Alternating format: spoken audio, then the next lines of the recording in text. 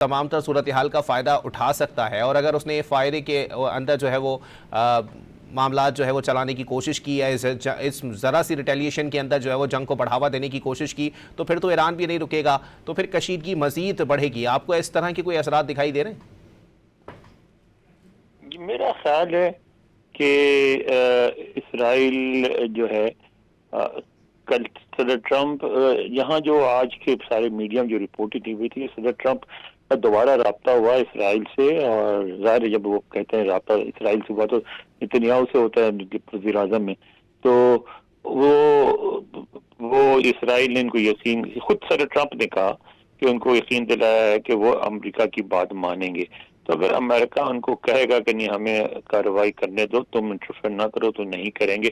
کیونکہ میں جیسے پہلے بھی کہہ چکا ہوں کہ واشنگٹن میں اب بھی ایک مکمل بڑی جنگ شروع کرنے کی خواہش نہیں موجود ہے، سے وہ بچنا چاہ رہے ہیں۔ اور اگر اسرائیل کی لیڈرشپ اگر امریکہ کی مرضی کے خلاف جانا چاہتی تو بڑی جنگ شروع کرا رہی ہے، میں نہیں خیال کہ وہ جائے گی۔ وہ دیکھیں، وہ ان کو بھی احساس ہے، ایران کو بھی احساس ہے، امریکہ کو بھی احساس ہے کہ ایک بہت طویل جنگ ہے یہ، یعنی جنگ ہوگی، جنگ رک جائے گی، جنگ بندی ہو جائے گی، پھر خلاف ورزی ہوگی، یہ جو طویل سلسلہ ہے بغیر اس کے۔ یہاں کل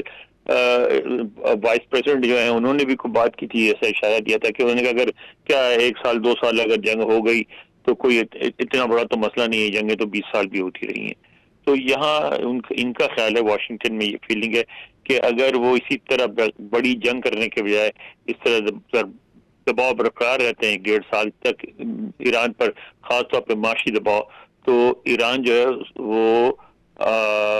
مجبور ہو جائے گا پسپا ہونے پہ۔ تو وہ اس کو بھی ٹرائی کرنا چاہتے ہیں۔ بہت کمپلیکس مسائل ہیں، ہو سکتا ہے 1 ہفتے کے اندر اندر صلح ہو جائے اور دونوں فریق ایک دوسرے کی بات مان لیں۔ اگر نہ مان لیں تو دونوں ایرانی بھی اور امریکہ بھی اس جنگ کو مزید طویل دینے کے لیے بھی تیار ہوں گے۔ مگر میرا خیال ہے کہ چونکہ خواہش نہیں ہے بڑی جنگ لڑنے کی، تو بڑی جنگ کوئی نہیں ہوگی۔ اسی طرح خلاف ورزیاں تو اس طرح کی کشیدگی میں ہوتی رہتی ہیں۔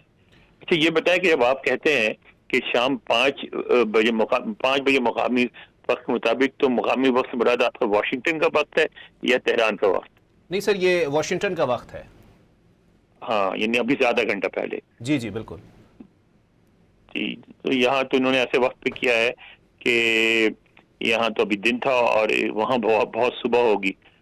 تو یہاں ابھی اب تقریباً جو ہے وہ دیکھیں کیا پاکستانی ہوتا وقت ہے۔ کے مطابق 3 بجے کا ٹائم ہو رہا ہے سر، اور ابھی یہ جو ہے وہ واضح طور پر خبر آنا شروع ہوئی ہے کہ امریکہ نے جو ہے وہ ایران پر فضائی حملے جو ہیں وہ شروع کر دیے ہیں۔ اب یہ سر واضح طور پر اب جو صورتحال دکھائی دے رہی ہے، کیونکہ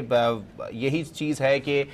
چاہے امریکی نائب صدر ہوں وہ بھی یہ بات جانتے ہیں، لیکن جب لبنان کے اوپر حملوں کے اوپر ریٹیلیشن ایران نے کیا تو امریکی صدر نے بڑے سخت الفاظ استعمال کیے تھے اسرائیل کے لیے، اور ان کو کہا تھا کہ آپ جو ہے وہ ریٹیلیشن اس پر نہیں کریں گے۔ اس کے باوجود بھی ان کی بات جو ہے وہ نہیں سنی گئی۔ آپ کو لگتا ہے کسی حد تک جو ہے وہ معاملات میں، کیونکہ جو لبنان میں امریکہ کے سفیر ہیں انہوں نے بھی کہا تھا کہ لڑ پڑے تھے تقریباً امریکی صدر ڈونلڈ ٹرمپ جو ہیں وہ نیتن یاہو سے، اور ان کو کہا تھا کہ میں نے جب منع کر دیا تھا تو اس کے باوجود بھی آپ نے ریٹیلیشن کیا، اور اس کے باوجود آپ نے لبنان پہ حملے جو ہے وہ جاری رکھے، جس سے کہیں نہ کہیں سپر پاور کی بھی جو ہے وہ کریڈیبلٹی کے اوپر سوال اٹھ سکتے ہیں۔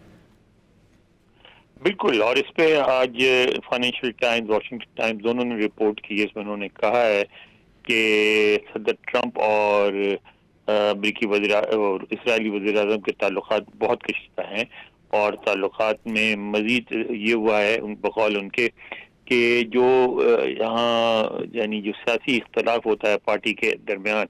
اور چونکہ اسرائیل کے یہاں لابی موجود ہے، وہ اختلافات کو استعمال کر کے وہ اپنا انفلوئنس بڑھاتے تھے، لیکن ابھی جو پرائمریز ہوئی ہیں اس میں صدر ٹرمپ کے حامی جس طرح جیتے ہیں، اس کے بعد ایک بات واضح ہو گئی کہ ریپبلکن پارٹی پہ ان کی گرفت بہت مضبوط ہے، لہٰذا وہ جو بیچ کے ڈفرینسز تھے اس کو اب اسرائیل استعمال نہیں کر سکے گا۔